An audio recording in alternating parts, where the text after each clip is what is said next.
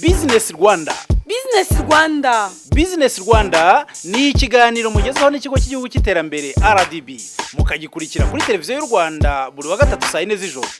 Bacuruzi, bashoramari, abanyarwanda cyangwa abanyamahanga, murarikiwe gukurikira iki kiganiro kuko muzashobora gusobanukirwa n'icyo RDB ari cyo nuko ikora hafatiwe ku nshingano zayo.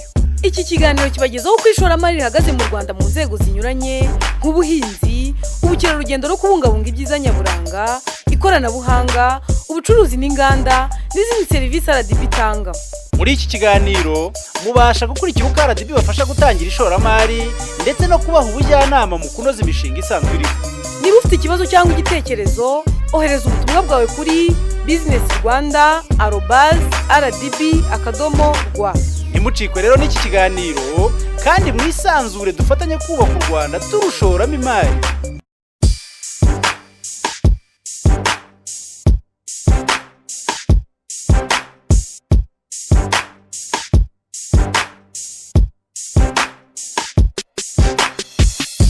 Nshuti bakunze b'ikiganiro Business Rwanda RDB mwiriweho. Ikaze mu kiganiro cyacu cy'uyu munsi, aho uyu munsi tugiye kurebera hamwe mu hantu nyaburanga umuntu yasura igihe yifuje gukora ubukerarugendo bushingiye ku iyobokamana. Mu kiganiro cy'uyu munsi muri kumwe na Louise Uwizeye ukibagezaho nk'uko bisanzwe. Ubukerarugendo ni kimwe mu bintu byinjiza amadovize menshi mu gihugu. Iyo amadovize yongereye n'ubukungu bw'igihugu buriyongera. Akaba ari muri urwo rwego ikigo cy'igihugu cy'iterambere RDB kidahwema gukora ibyatuma ba mukerarugendo biyongera mu gihugu, kandi abaza bakaza bizeye kubona byinshi bibarangaza kandi bitandukanye, bigatuma bamara igihe kinini mu gihugu cyacu kurusha uko byari bisanzwe. Mu kiganiro cy'uyu munsi turafatanya namwe kureba hamwe mu hantu nyaburanga ikigo cy'igihugu cy'iterambere RDB cyifuza ko hakongerwa mu hantu hasurwa na ba mukerarugendo. Bazilika ya Kabgayi, Kiliziya ya mbere ya Save ndetse na Kibeho ni hamwe mu hantu umuntu yasura igihe yifuza gukora ubukerarugendo bushingiye ku iyobokamana, dore ko aho hantu hafite ibiharanga ndetse n'amateka byihariye. Mu Rwanda rero dufite umwihariko ko dufite ahantu honyine muri Afrika aho Bikira Mariya yabonekeye abakobwa Ikibeho, akaba ariho honyine hemejwe na Kiliziya Katolika muri Afrika. Tukumva rero ari ikintu kidasanzwe, hari abantu benshi bajya bahajya. Hari rero iminsi izwi ibiri cyane uretse ko abashyitsi bakomeza bajyayo n'indi minsi. Natanga nk'urugero umunsi wibonekerwa mu kwezi kwa 11, hakaba noneho n'umunsi Bikira Mariya yajyanywe mu ijuru mu kwezi kwa 8, abanyakatolika benshi bava ku isi hose bakunze kugana za Lourdes, navuga ariko noneho na Kibeho. Nkatwe rero dushinzwe guteza imbere ubukerarugendo cyangwa se no kumenyekanisha ibyo dufite, tukaba twarabonye ari secteur cyangwa se ahandi hantu ba mukerarugendo bashobora kujyaho kurushaho. Twavuga ko n'ubundi abanyarwanda bimaze kugaragara ko bagenda bahagana, ndetse n'ibihugu duturanye nabo bajya bagira abantu benshi bahajya, ariko icyo turimo gukora twebwe ni ukuvuga ngo tuhatunganye. Kuhatunganya rero hari ibintu bitandukanye ibyo dufite muri gahunda rero, ndetse twanatangiye hari ibintu byo kugaragariza abantu bajyayo, ni ukuvuga ngo signage. Ese abantu bavuye i Kigali bagera Kibeho ni he bamenya ko aho hageze, za signage isobanura ni ibirometero bingahe bisigayeyo. Iyo bahageze hari mu nzira ahantu bagenda bashobora guhagarara, yaba za Kabgayi, za Save, naho bafite amateka. Aho turimo rero gufatanya na Eglise Katolika kugira ngo naho umuntu ashobora kuhamara igihe, cyane ko ubu tumaze kubona ko abantu bajyayo mu gitondo bagahita bagaruka. Iyo usohotse mu mujyi wa Kigali werekeza mu ntara y'Amajyepfo, ugenda wirebera ibyiza byinshi, ukaza no kugera kuri Bazilika ya Kabgayi aho iherereye mu karere ka Muhanga. Iyo Kiliziya ya Kabgayi yubatswe mu mwaka w'1900, ikaba ifite amateka manini ya Kiliziya Gatolika mu Rwanda, kuko ariyo ya mbere yahawe icyubahiro cyo kwitwa izina rya Bazilika, ndetse ikaba ari na Bazilika ya kabiri mu mugabane wa Afurika. Iyo umaze gusura Bazilika ya Kabgayi, ukomeza urugendo rwawe ugaca mu turere dutandukanye tugize intara y'Amajyepfo, ukaba wagera mu karere ka Gisagara hafite umwihariko wo kuba hari Kiliziya ya Save. Akaba ari nayo Kiliziya Gatolika ya mbere yubatswe mu Rwanda. Iherereye ku birometero bigera ku 10 uvuye mu mujyi wa Huye werekeza i Kigali. Yashinzwe mu kwezi kwa Gashyantare 1900, iyoborwa bwa mbere na Padiri Brant. Abaturage b'i Save bitaga Terebura. Ku itariki ya 2 Gashyantare 1900 nibwo abamisiyoneri ba mbere bageze mu Rwanda ku ngoma y'umwami Yuhi Musinga. Aba bamisiyoneri bahawe uruhushya rwo kwihitiramo aho batura mu majyepfo y'igihugu nk'uko bari babyifuje. nuko bahitamo agasozi ka Save. Ba misiyoneri batangiye kubaka bakoresheje ibyatsi. Mu 1905 niho bubatse bakoresheje ibikoresho bikomeye. Muri iki gihe kiliziya yitwa iya mbere ntisa niyubatswe ku ikubitiro kuko yagiye ihindurwa buke buke bijyanye n'ibihe byari bigezweho. Ubu aho Save hari kiliziya ebyiri, iyubatswe mu 1905 n'indi yubatswe vuba kubera iyo ya mbere yari imaze kuba nto bitewe n'umubare wa kirisitu wagendaga wiyongera. Iyo uvuye Save ushobora gukomereza urugendo rwawe Kibeho mu karere ka Nyaruguru, ahafite umwihariko mu myemerere ya Kiliziya Gatolika kuko ari hamwe mu hantu hemejwe na Kiliziya Bikira Mariya yabonekeye abantu ku isi. Padiri Ildefonse araduha ibisobanuro birambuye ku mateka ya Kibeho. Amateka ya Kibeho kuko ni amateka Kiliziya yafashe nk'amateka matagatifu, kuko umubyeyi Bikira Mariya yarahasuye, aza asuye isi ariko anyuze kuri ubutaka bw'u Rwanda. Mu butumwa rero yatuzaniye hano Kibeho, yaje atugana yiyita nyina wa Jambo, akaba yarageze mu Rwanda ku itariki 28 z'ukwezi kwa 11 1981. Amabonekerwa rero yarakomeje agera mu 1989, yamaze imyaka 8 yose. Birumva rero ko amateka y'u Rwanda n'amateka ya Bikira Mariya byarahuriranye. Iyo mpamvu rero yatumye aza kwari kugira ngo atuburire, kuko hari byinshi mu bye Bikira Mariya yabonaga turimo turangariyemo, cyane cyane ko yabonaga u Rwanda rwugarijwe n'amakuba menshi y'intambara. Azaje kutuburira, yabonekeye abakobwa 3 bemejwe na Kiliziya mu 2001. Ni amateka rero yemewe na Kiliziya, ahantu hemewe na Kiliziya ahantu hatagatifu. Niyo mpamvu abantu baturutse imihanda yose ku isi hose bashobora kuza bahagana bagasenga, bakiyambaza umubyeyi kandi bakaharonkera ingabire nyinshi. Ubukerarugendo mu ntara y'Amajyepfo, inzira ndangamateka y'ubukerarugendo iva i Kigali igataha ku ishyamba rya Nyungwe yiswe Heritage Corridor mu rurimi rw'icyongereza. Iyo nzira yiganjemo ibintu ndangamateka, tuvuge nk'ashingiye ku iyobokamana. Kibeho ikaba ku isonga nk'amwe mu hantu hatagatifu ku isi habereye amabonekerwa ya Bikira Mariya. Muri iyo nzira kandi mwakwibonera Kiliziya Gatolika yubatswe bwa mbere mu Rwanda i Save, Bazilika ya Kabgayi nayo ikaba ari iya kabiri muri Afurika, Katedrali ya Butare ikaba ariyo nini muri aka karere k'ibiyaga bigari izwi ku izina rya Strida. Ikigo cy'amashuri cyubatswe bwa mbere mu Rwanda kigataho n'umwami Musinga, Groupe Scolaire Officiel de Butare. Muri iyo nzira usibye ubukerarugendo bushingiye ku iyobokamana, ushobora no kwisurira ibindi bintu ndangamateka nk'ijuru rya Kamonyi ahatuye umwami Yuhi Mazimpaka, aho uhagarara ukaba witegeye u Rwanda hafi rwose. Urutare rwa Kamegeri narwo ruzwiho byinshi mu mateka y'u Rwanda. Inzu ndangamurage ya Nyanza mu Rukari n'iya Huye, n'abagore b'abakaraza bibumbiye mu itorero Ingoma Nshya muzasanga i Huye. Ibyo bikaba bitari bimenyerewe mu Rwanda. Abashishikazwa kandi muzitabira umunsi wa Bikira Mariya ku wa 15 Kanama i Kibeho. Muri iyo nzira ntimuzagire irungu, dore tuberetse byinshi mu byo mwasura iyo nzira yose. Ukeneye ubufasha muri uru rugendo, wagana ishami ry'ubukerarugendo muri RDB cyangwa ibiro byayo bikorera hariho hose mu gihugu. Ubu butumwa mubugejejweho n'ikigo cy'igihugu cy'iterambere RDB. Kibeho kandi hari n'isoko abakristo bavuga ko yabonetse kubera amabonekerwa ya Bikira Mariya. Amazi ava muri iyo soko akaba ari amazi y'umugisha, abantu bagiyeyo bakaba bayavoma kuko bemeza ko ari matagatifu. Kuva Kibeho hemejwe nk'ahantu hatagatifu, abantu baturutse impande zose z'isi barahasura cyane, nk'uko tubisobanurirwa n'umuyobozi wungirije ushinzwe ubukungu, imari n'amajyambere mu karere ka Nyaruguru. Kibeho nk'uko musanzwe abantu benshi bahumva, Kibeho hafite amateka, hazwiho ku mateka ko bari ahantu habereye amabonekerwa, aho Bikira Mariya nyina wa Jambo yabonekeye agana mu myaka za 82. Abantu benshi rero nyuma yaho Kiliziya ihemereje nk'ahantu hakwiye kubera ahantu hatagatifu, abantu benshi barahamenye, ari abanyarwanda, ari abatuye muri Nyaruguru, ari abatuye hirya no hino mu gihugu ndetse no mu bihugu bya hanze. ari muri Afurika ari no mu bihugu bindi abantu benshi barahazi nk'ahantu habereye amabonekerwa bumva bakumva gukorera ingendo ntagatifu kandi bakaba banazikora.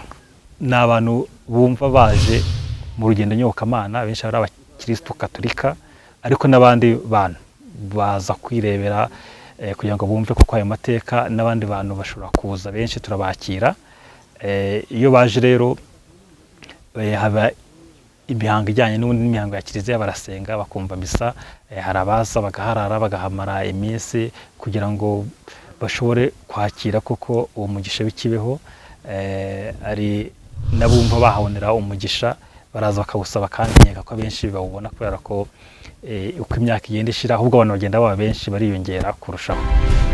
Kibeho ifite ibintu byinshi umuntu yasura akanezerwa ndetse bikanamufasha gusenga. Namwe nk'uko mwabyiboneye ikimenyetso cya mbere ni uko hari ingoro ya Bikira Mariya nyina wa Jambo. Ni ingoro rero yitiriwe Bikira Mariya umwamikazi wababaye.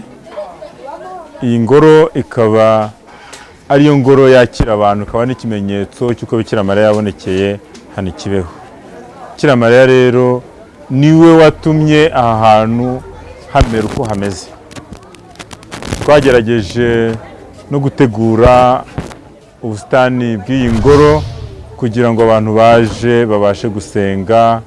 Hari inzira mwabonye hariya hepfo ya Rozari, hakaba n'inzira y'ishapule y'ububabare izamuka iva hano hepfo izamuka ikagera hafi kuri paruwase. Hari n'indi inzira y'ububabare iri hakurya imbere y'iyi ngoro, ni inzira y'umusaraba abantu bashobora kwifashisha basenga banyura biyibutsa umusaraba wa Yezu Kristu, ububabare bwa Yezu Kristu mu mateka ya Kiliziya. Ushobora kandi kwigira i Nyarushishi aho wibonera ishusho ya Yezu Nyirimpuhwe, naho hakaba hafatwa nk'ahantu hatagatifu kuko Bikira Mariya ubwo yabonekeraga Kibeho yazanaga n'umuhungu we Yezu, akaba ariyo mpamvu hashyizweho ishusho nini ya Yezu. Bityo abaje Kibeho bakanyarukira i Nyarushishi dore ko umuntu ashobora kuhabona ibimenyetso bimusobanurira amateka ya Yezu. Ishusho ya Yezu ku rwego rwa Afurika ifite icyicaro i Kibeho. Niyo shusho nini ku isi, ifite uburebure bwa metero 5 n'uburemere bwa toni 2. Iyo shusho igaragara ahantu 6 ku isi kuko buri mugabane ufite ishusho imwe nk'iyo. Umugabane wa Afurika rero ishusho wagenewe iri ku musozi wa Nyarushishi. Umuhango wo kwiziriza isabukuru ya 31 kuva Kiliziya Gatolika yemereje Kibeho nk'ahantu hatagatifu wari witabiriwe n'abantu benshi batandukanye baturutse impande zose z'igihugu ndetse no hanze yacyo, kandi waranzwe n'imihango myinshi itandukanye. Ubwo Kibeho bizihizaga isabukuru ku nshuro 31 Bikira Mariya habonekeye, abantu bari baturutse impande zose z'isi baje kuyizihiza.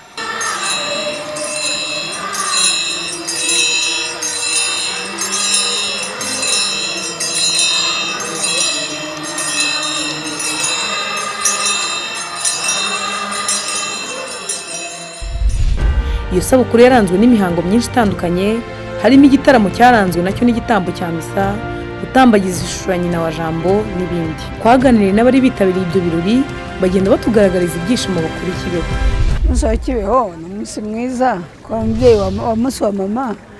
Twagizeho anniversaire yuko amaze imyaka 30 adusuye, kandi akaba ari umunsi abakristo twishimira kuza guhimbaza abantu, tukamubyinira tukamutetera. Kibeho inspiration tuhagira ni inspiration nakubwira yo mu rugo mu muryango. Hano tuhasanga umubyeyi, tuhasanga Bikira Mariya nk'umubyeyi pe, nk'umumama. Twe twamufashe nk'umumama wacu, n'umumama wacu. Turaza uhava wishimye, wumva waruhutse ku bibazo wari ufite, wumva washobora no guteta. Icyo nabahamiriza nuko nta muntu uzi Kibeho utahakura ibyishimo. Kuri Bikira Mariya nta nubwo umuntu yabona ni byinshi cyane, ko agira n'umubyeyi koko nk'uko abibabwiye. Ntabwo umubyeyi nta mwana umusaba ikintu amwizeye, ahubwo arakimuha kandi akamutetesha.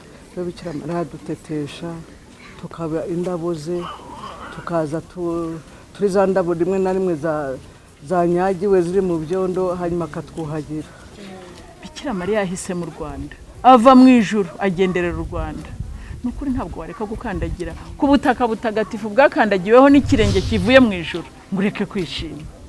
Ni ibyishimo dusakaza aho duhuye nawe wese, uwo tuganiriye nawe wese tumubwira ibyiza bya Kibeho by'urugendo rwa Bikira Mariya mu Rwanda, by'uko turi abantu bakunzwe by'umwihariko tukagendererwa nijoro. Kuko ntitwavuga ngo ni Bikira Mariya waje wenyine, ntabwo yaje Imana Data itabizi, ntabwo yaje Yezu Kristo atabizi. Ni ukuvuga ngo ni inama yabaye mu ijuru, hanyuma bahitamo u Rwanda. Ubwo koko umuntu wabwira ko ijuru ryahisemo u Rwanda ntiyishime yabandi. Si abanyarwanda gusa ariko n'abanyamahanga bari bitabiriye iyo sabukuru bagize icyo bavuga ku gaciro baha Kibeho nk'ahantu hatagatifu, uburyo bahamenye ndetse kandi ko bazanagaruka n'ikindi gihe. So when I heard of coming to Kibeho and for this umunsi mukuru wagenze neza cyane, twamenye n'abantu benshi batandukanye baturutse mu bice bitandukanye by'u Rwanda, Burundi na Uganda. Abanyarwanda ni abantu beza kandi batwakiriye neza. Mu kiliziya imihango yagenze neza kuko batwigishije gusenga, kwicuza n'ibindi. Dufite ubutumwa bwinshi ku bantu bose batuye mu bihugu by'ibiyaga bigari no mu karere ka Afurika y'Iburasirazuba, kuko twabonye byinshi birimo ingoro ya Bikira Mariya, isoko n'ibindi. Muri make turahamagarira abantu bose bafite ubushobozi bwo kuba bagera Kibeho ko baza bakabyibonera ubwabo. Kibeho iciza twabonye ni twarasenze kandi abanyarwanda bakatwakira, bakakira abaje bava mu bindi bihugu, bose bakabaha akanya ko gusenga kugira ngo twumvane ko turaba abavukanye. Icyo rero campimbaye. Ubutumwa nzokora no kuba sigurira nyina wa jambo icyo yaje agamije, ko yaje yifuza ko abantu bosenga cyane kandi bagahinduka, kuko yabona ko abantu benshi bamaze kuja mu kabi.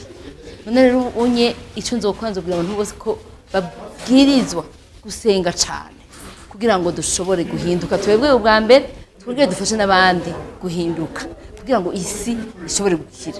Ubwo butumwa bwahawe abo bigeme babonekewe ngaha buraba isi yose, nuko nabo bobwumva bakabwitabira, ko bwanze bwemezwa na Ekleziya. Ekleziya nayo akaba ari imwe ku isi yose, nuko bobwakira n'umutima mwiza bakabugendera kugira ngo bubategurire kuzotana ubuzima budahera, ko twese twazi ko twatorewe ubuzima budahera. Twese aha ku isi n'indaro gusa, natwe bo kwitegura kuzotaha ibukama, niho dufise inzu ya nyuma tuzobaho ubuzima budahera imyaka yose. Ubukerarugendo mu ntara y'Amajyepfo, inzira ndangamateka y'ubukerarugendo iva Kigali gataha ku ishyamba rya Nyungwe yiswe Heritage Corridor mu rurimi rw'icyongereza. Iyo nzira yiganjemo ibintu ndangamateka, tuvuge nk'ashingiye kuyobokamana. Kibeho ikaba ku isonga nk'amwe mu hantu hatagatifu ku isi habereye amabonekerwa ya Bikira Mariya. Muri iyo nzira kandi mwakwibonera Kiliziya Gatolika yubatswe bwa mbere mu Rwanda Isave, Bazilika ya Kabgayi nayo ikaba ari iya kabiri muri Afurika, Katedrali ya Butare ikaba ariyo nini muri aka karere k'ibiyaga bigari izwi ku izina rya Strida. Ikigo cy'amashuri cyubatswe bwa mbere mu Rwanda kigataho n'umwami Musinga, Groupe Scolaire Officiel de Butare. Muri iyo nzira usibye ubukerarugendo bushingiye kuyobokamana, ushobora no kwisurira ibindi bintu ndangamateka nk'ijuru rya Kamonyi ahatuye umwami Yuhi Mazimpaka, aho uhagarara ukaba witegeye u Rwanda hafi rwose. Urutare rwa Kamegeri narwo ruzwiho byinshi mu mateka y'u Rwanda, inzu ndangamurage ya Nyanza mu Rukari n'iya Huye, n'abagore b'abakaraza bibumbiye mu itorero Ingoma Nshya muzasanga i Huye. Ibyo bikaba bitari bimenyerewe mu Rwanda. Abashishikazwa kandi muzitabira umunsi wa Bikira Mariya ku wa 15 Kanama Kibeho. Muri iyo nzira ntimuzagire irungu, dore tuberetse byinshi mu byo mwasura iyo nzira yose. Ukeneye ubufasha muri uru rugendo, wagana ishami ry'ubukerarugendo muri RDB cyangwa ibiro byayo bikorera hariho hose mu gihugu. Ubu butumwa mubugejejweho n'ikigo cy'igihugu cy'iterambere RDB. Mu bihugu byateye imbere mu bukerarugendo bushingiye kuyobokamana, ahantu nka Kibeho uhasanga n'abatagenzwa no gusenga gusa uretse n'abagatulika. Hari abaza baje gufata amashusho, abakora ubushakashatsi, abashaka amakuru bakuramo ibyo bandika mu bitabo n'ibindi birimo ubucuruzi. Kibeho ifite akamaro kanini mu iterambere ry'abatuye akarere ka Nyaruguru, ndetse hari n'ibindi bigikorwa bizakomeza kuzamura ubukungu bwako. Ngaho Kibeho ni imwe muri opportunity akarere ka Nyaruguru afite, kuko navuga ko bifite uruhare mu iterambere ry'akarere kacu, kubera ko nyuma yaho bemereje uko hano habereye amabonekerwa, ubona abantu batangiye guhagana ari benshi, haba inyubako navuga iyi shapeli ni nshyashya, aho ngaho nababwiraga i Nyarushishi ni hashyashya, hanyuma hatangira no kuza n'abantu bashobora gushaka amacumbi. Tumaze kugira centre d'accueil ya Pacis, Regional Pacis, ni ahantu abantu bashobora gucumbika nibura abantu bagera ku 150 bashobora kurara. Aho i Nyarushishi naho ni ahantu abantu bakeya bashobora kurara bagera kuri 40-50. Tukaba twaramaze no gukangura n'abandi bantu.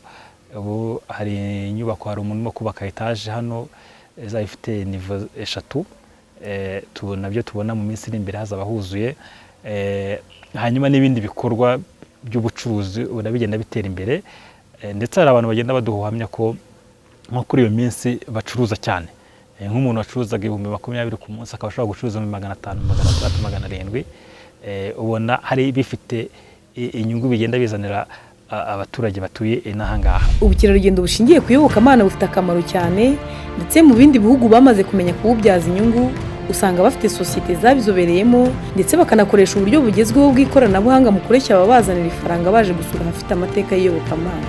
Ikigo cy'igihugu cy'iterambere RDB gifatanyije n'akarere ka Nyaruguru ndetse n'ubuyobozi bwa Kiliziya Gatolika bashaka gutangira kumenyekanisha Kibeho n'ahandi hantu nyaburanga umuntu yasura yifuza gukora ubukerarugendo bushingiye ku iyobokamana.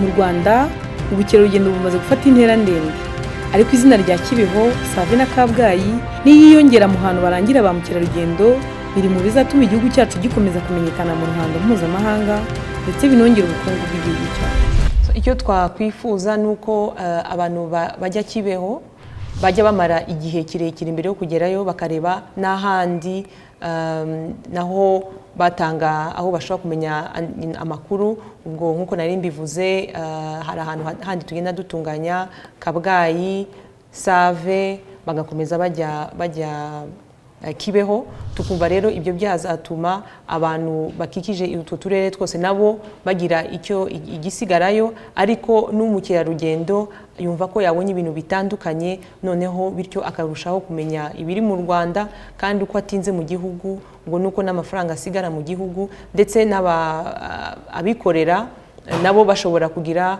igihe cyangwa se uburyo bwo gushobora gucuruza ibintu byabo aho hantu hose aho bagenda barara. Icyo rero nicyo twifuza, tukaba tukangurira n'abanyarwanda tuzi benshi. Ubu tugereranya ko abajya Kibeho muri iyo minsi ibiri mikuru bagera ku 30,000, ko bajya bamara igihe naho handi bakagenda bagumayo, ndetse n'abantu bakuru ubukorikori butandukanye ko nabo bazajya bagira baboneraho uburyo cyangwa se igihe yo gushaka gucuruza ibintu bitandukanye usanga akenshi bikunze no kubura mbere yuko abantu bagera i Kibeho.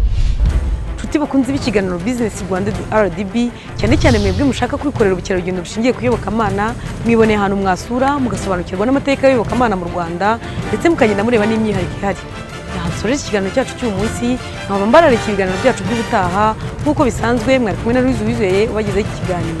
Komeze mugire ibihe byiza. Business Rwanda.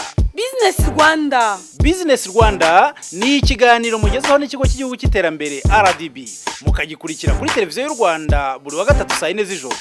Bacuruzi, bashoramari, baba abanyarwanda cyangwa abanyamahanga, murarikiwe gukurikira iki kiganiro kuko muzashobora gusobanukirwa n'icyo RDB ari cyo nuko ikora hafatiwe ku nshingano zayo. Iki kiganiro kibagezaho uko ishoramari rihagaze mu Rwanda mu nzego zinyuranye nk'ubuhinzi, ubukerarugendo no kubungabunga ibyiza nyaburanga, ikoranabuhanga, ubucuruzi n'inganda n'izindi serivisi RDB itanga. Muri iki kiganiro mubasha gukurikira uko RDB bafasha gutangira ishoramari ndetse no kubaha ubujyanama mu kunoza imishinga isanzwe iriho.